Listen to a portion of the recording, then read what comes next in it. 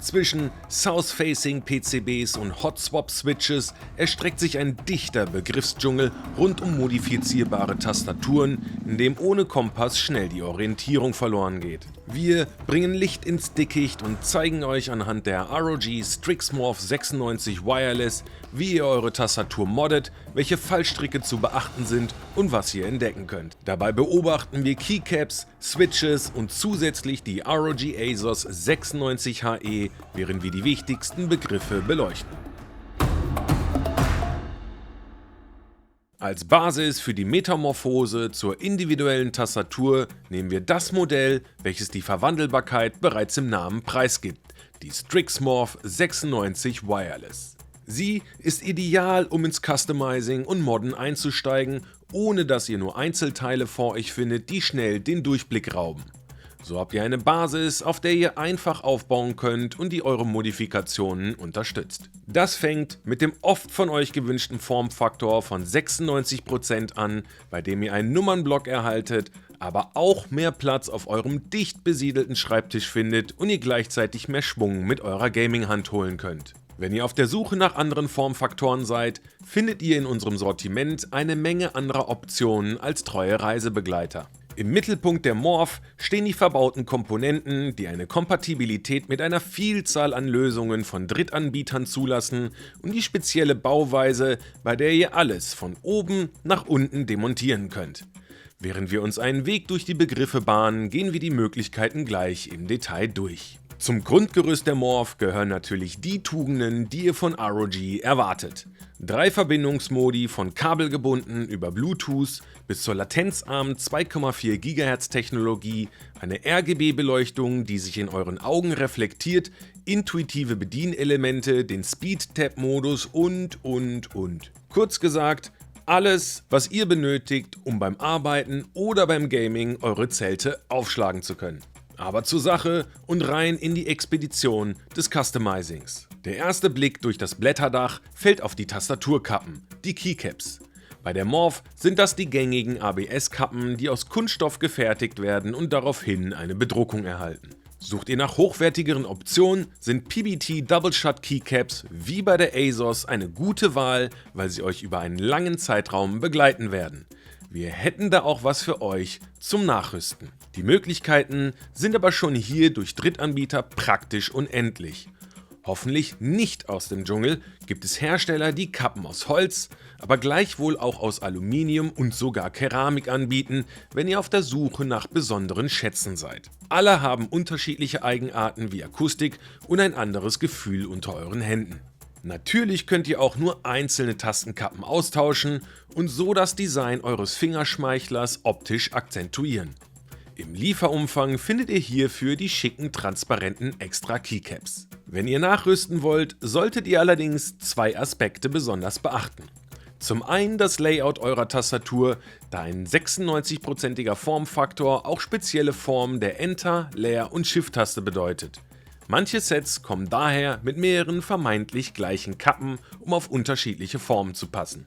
Und zum anderen solltet ihr darauf achten, dass ihr eure Sprache findet. Für Deutschland das ISO-Layout oder auch Querz genannt.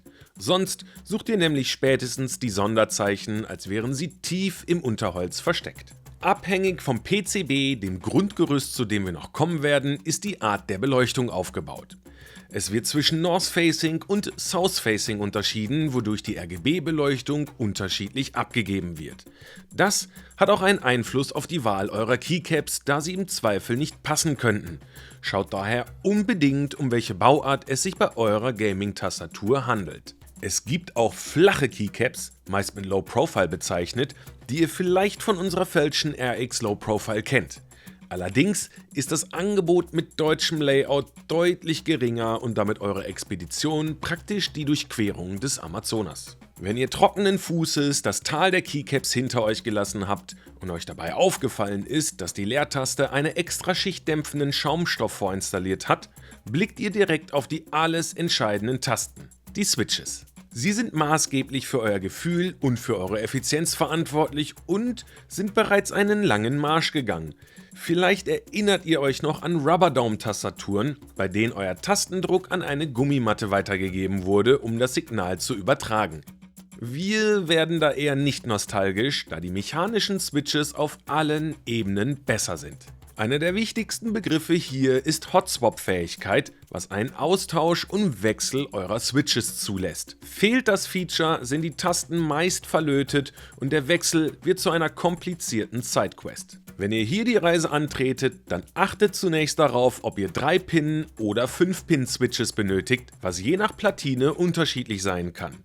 Ihr vermutet recht, dass das 5-Pin-Design etwas stabiler ist, weswegen ihr es in den aktuellen ROG-Tastaturen findet. Auch hier müsst ihr euch für eine Route entscheiden, denn es gibt zunächst 3 Varianten der gängigen Switches. Lineare Switches reagieren blitzschnell, indem sie eine gleichmäßige Betätigung ohne Feedback liefern.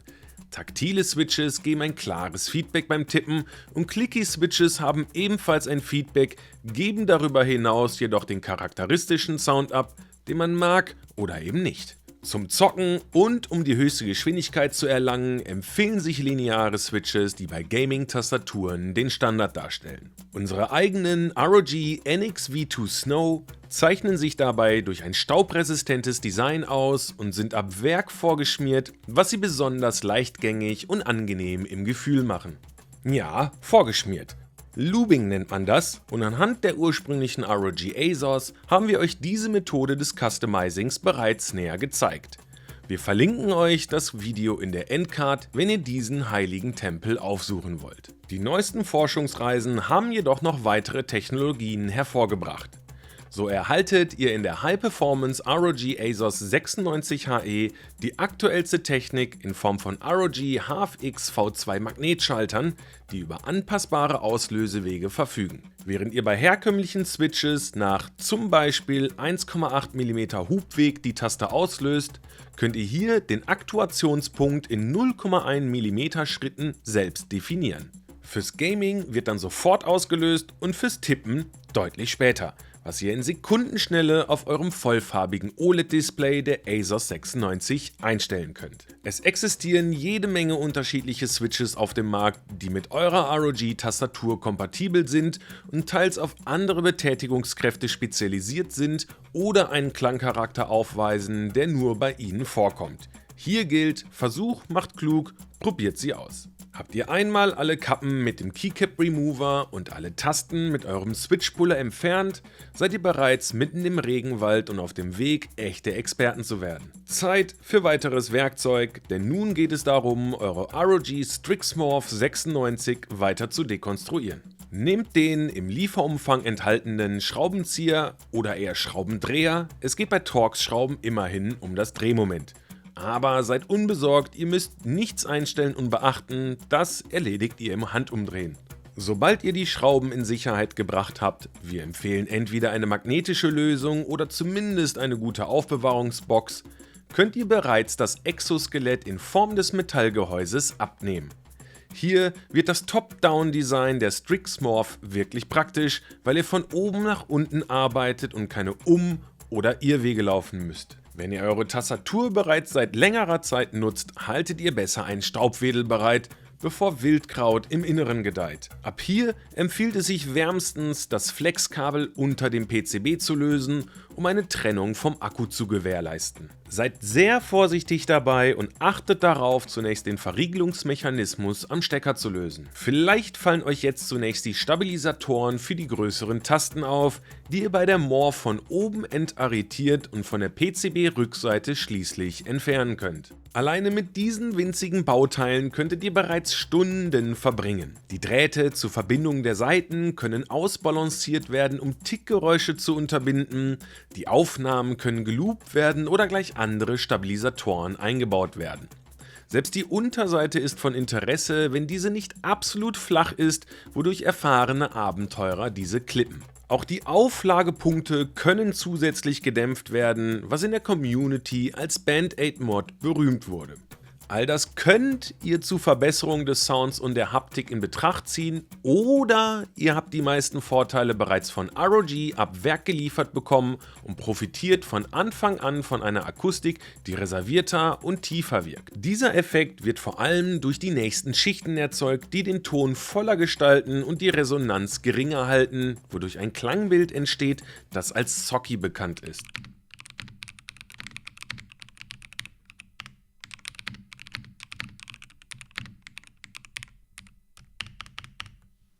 Wenn ihr jetzt weiter vordringt und into the jungle geht, werdet ihr eine zusammenhängende Schicht entdecken, die aus 3 Teilen besteht. Zunächst ist da die transparente, für RGB optimierte Positionierungsplatte. Ein großer Vorteil offenbart sich hier auf Anhieb: die kleinen gummierten Aufhängungen. Sie sorgen für eine Montageart namens Gasket Mount, die es unter anderem dem PCB erlaubt, schwebend statt starr und direkt auf dem Case aufliegend gelagert zu werden. Diese Entkopplung löst nicht nur das Problem vieler nerviger Nebengeräusche wie Pings, sondern führt auch zu einem weicheren Tippgefühl, von dem aus eine Rückkehr zu alten Designs fast unmöglich erscheint. Unter der Positioning Plate liegt eine extra Schicht aus Silikon, die erstens Vibration minimiert und zweitens ein satteres Gefühl ergibt, wenn ihr voller Enthusiasmus mitten im Kampf eure Switches durchdrückt und eben nicht direkt auf dem PCB landet. Schließlich seht ihr genau das Printed Circuit Board, kurz PCB oder Leiterplatte auf Deutsch. Sie zeichnet sich bei der ROG Strix Morph durch das oben erwähnte South-Facing Design aus, was für eine größere Kompatibilität mit passenden Keycaps sorgt. Ideal, wenn ihr eine Reihe unterschiedlicher Varianten ausprobieren wollt oder ein Mosaik gestalten wollt. Durch die südliche Ausrichtung kann zwar je nach euren Keycaps die RGB-Beleuchtung etwas weniger deutlich durch die Buchstaben scheinen, aber dafür wirkt sie diffuser und ihr gewinnt häufig einen Klang, der noch weiter in Richtung Socky geht. Unterhalb des PCBs findet ihr Kreuzschrauben zur Demontage der 3 verbundenen Schichten. Das ist allerdings nur notwendig, wenn ihr an die Federn der Stabis wollt oder über eine Anpassung der Silikonschicht nachdenkt. Hier kann es aber schnell zu schwammig werden, wenn ihr zu viel Material hinzufügt oder die Gleichmäßigkeit des Tippgefühls leidet, daher geht umsichtig und mit Bedacht vor. Dasselbe gilt, wenn ihr über die beliebte Tape-Mod unter dem PCB nachdenkt. Ein Klebeband kann Wunder wirken, genau wie ein Schaumstoffpolster. Allerdings ist das unterste Silikonpad bereits sehr effektiv und schluckt einen Großteil der Geräusche. Für den direkten Vergleich zwischen der Strix Morph mit und ohne unterster Schicht benötigt ihr allerdings gute Lautsprecher.